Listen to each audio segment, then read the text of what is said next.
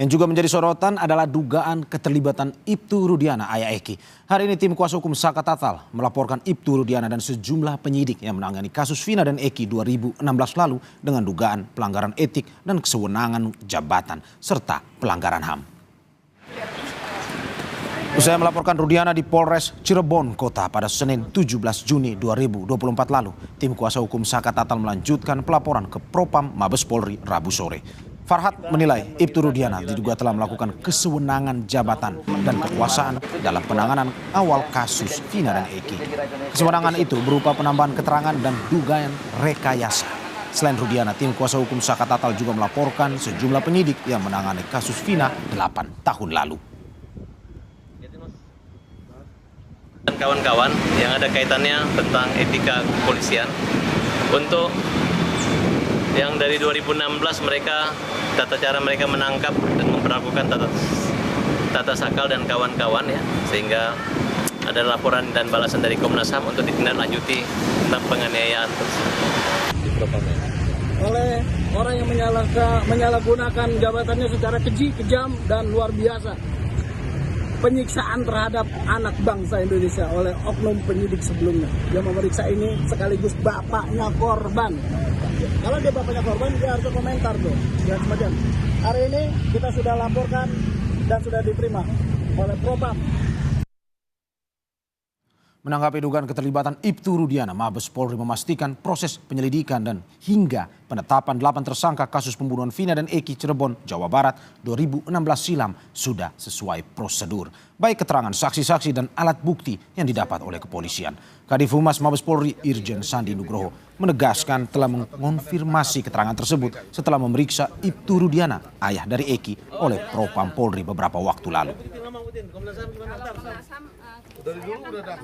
Dari Laka Lantas, kemudian ada yang nangani di TKP awal, terus ada Ibtu Rudiana sebagai ayah korban, semuanya sudah diperiksa oleh Propam maupun dari Itwasum, dan sampai dengan saat ini semuanya sesuai dengan ketentuan. Oleh karena itu, rumor yang berkembang di luar atau mungkin pendapat atau persepsi boleh, tetapi yang jelas bahwa sekali lagi penyidik melaksanakan pemeriksaan berdasarkan alat bukti yang didapatkan, baik itu keterangan saksi ataupun alat bukti yang lainnya. Kuasa hukum Saka Tatal melaporkan Ibtu Rudiana, ayah Eki, 2 kali. Pertama ke Polres Cirebon Kota dan hari ini ke Propam Polri. Lebih lengkapnya kita akan bertanya langsung pada Krishna Murti selaku kuasa hukum Saka Tatal. Selamat malam Bung Krishna, terima kasih sudah bergabung di Kompas TV malam ini. Bung, malam, ada Mas 2 Mario. laporan, sebelumnya ke Polres Cirebon Kota, hari ini ke Propam Mabes Polri. Kita akan membahas dulu sebelumnya di laporan ke Polres Cirebon Kota. Melaporkan Rudiana, Ibtu Rudiana, ayah dari Eki terkait dengan rekayasa kasus. Rekayasa apa sebenarnya yang dilakukan, yang Anda laporkan? Begini Mas, saya kan kebetulan ada di luar negeri, cuman kami intens di dalam grup pembela Saka Tatal. Lalu data-data yang kita pelajari ada data yang kita ketemukan kejanggalan. Nah justru data ini kita laporkan ke Polres Cirebon. Hanya karena kebetulan kemarin pas Idul Adha, Polres Cirebon banyak libur, tidak ada petugas di sana, mereka ingin mempelajari kasus kita dulu. Nah lalu rekan-rekan kembali ke Jakarta, wah baru hari ini siang tadi melaporkan ke Propam. Dugaannya adalah begini, bahwa yang melapor pertama kali terjadinya kejadian ini adalah Rudiana. Lalu yang menangkap Rudiana. Lalu yang mengarahkan BAP-nya pun juga Rudiana. Kenapa begitu peristiwanya? Terjadi pembunuhan itu kan kejadian itu tanggal 27 Agustus 2016. Tanggal 31 Agustus 2016 jam 14.00 Rudiana mengumpulkan anggotanya untuk menangkap 8 orang ini.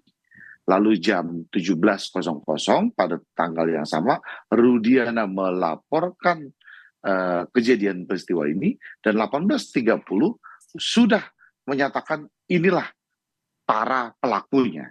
Nah berarti kan artinya bahwa kalau dia yang melaporkan, lalu dia yang menangkap, lalu dia yang mengarahkan, ini udah kacau dari awal. Menurut Anda ini adalah bagian dari rekayasa juga atau ini hanya menyalahgunakan kewenangan? Nah ini dia, yang kita laporkan adalah penyalahgunaan wewenang, wujudnya apa? Dugaan merekayasa terjadinya kasus kematian Vina dan Eki. Itu yang kita laporkan ke Propam. Apa spesifiknya rekayasa yang dilakukan? Ya seperti tadi ya kan, bahwa dia yang melapor, dia yang menangkap, lalu dia mengarahkan BAP. Artinya bahwa kita tahu Rudiana itu pada saat itu dia berdinas menjadi kanit narkoba. Harusnya dia tidak menangani kasus ini. Kenapa dia ikut-ikutan dalam kasus ini? Oke. Bung Krisna, Anda mengatakan bahwa ini penyalahgunaan, ini juga rekayasa laporan. Bukti apa yang Anda dan tim kuasa hukum lainnya ini untuk menguatkan, bukti yang dimiliki untuk menguatkan laporan Anda ini? Kita lihat bahwa ketika Rudiana melaporkan, belum terjadinya otopsi. Hasil otopsinya visum dengan laporannya Rudiana berbeda. Rudiana mengatakan adanya luka tusukan dan sabetan samurai. Tapi faktanya setelah diotopsi dan hasil visumnya keluar, visum menyatakan tidak ada tusukan dan sabetan samurai itu. Yang ada hanya benturan benda tumpul di belakang kepala. Itu loh, bukti kita itu. Jelas kan, berarti kenapa dia laporkan seperti itu? Ya, berarti Anda dan tim pengacara sendiri memang menyiapkan bukti yang tadi Anda sebutkan untuk pada akhirnya melaporkan ke Polres Cirebon Kota. Tadi salah satu rekan Anda, Farhad Abbas, kuasa hukum dari Saka Tatal juga menyampaikan terkait dengan rekayasa BAP. Dalam arti ini bahwa dari laporan-laporan termasuk dari salah satu Liga Akbar mengatakan bahwa BAP dari Ibtu Rudiana menyuruh dia menjadi saksi. BAP akhirnya disuruh oleh aparat keamanan lainnya untuk pada akhirnya mengikuti BAP yang sudah dibuat. Menurut Anda Ibtu Rudiana juga termasuk dalam permainan BAP ini atau tidak? Kalau kami dengan Liga Akbar tidak sering bersentuhan karena memang antara Saka Tatal klien kami dengan Liga Akbar tidak mengenal. Cuman Saka Tatal pernah mengatakan ketika dia di Polres Cirebon dia diintimidasi, lalu dia dipukuli di sana dan dipaksa untuk mengakui sebuah perbuatan yang tidak diakui. Pada akhirnya dia nyerah karena kondisinya udah tidak sanggup lagi, dia harus mengakui isi BAP itu. Ya. Dalam arti bahwa menurut Anda Ibtu Rudiana juga mengambil peran dalam penyusunan BAP tersebut? Ya dugaan kita seperti itu, makanya kita laporkan ke Propam nanti biar penyidik Propam yang mendalami daripada laporan kita. Kami menemukan kejanggalan-kejanggalan data yang ada dari peristiwa seperti apa di awalnya. Oke, dari Polres Cirebon kita ke Propam seperti laporan Anda tadi, Bung Krisna. Bung, di Propam apalagi laporan Anda dalam arti yang mungkin bisa didetailkan, apakah ini terkait dengan mungkin ada tindak pidana di sini atau hanya mal prosedural yang salah dijalankan oleh Ibtu Rudiana? Kami melaporkan dua, kan. Lalu tadi rekan-rekan di grup juga sudah memberikan laporannya, satu ke Propam terkait masalah wewenangan terhadap rekayasa kasus ini. Yang kedua adalah terkait keterangan palsu.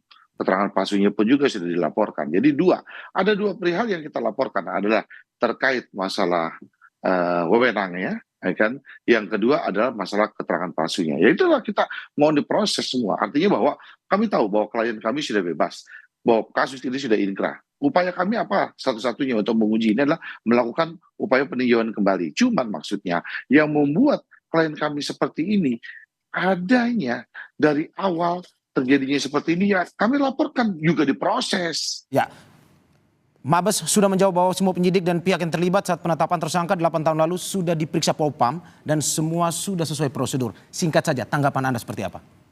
Ada dua hal, Mas. Artinya bahwa ini kan yang di Polda kan terkait masalah kasus ya terjadinya kematian Vina dan Eki.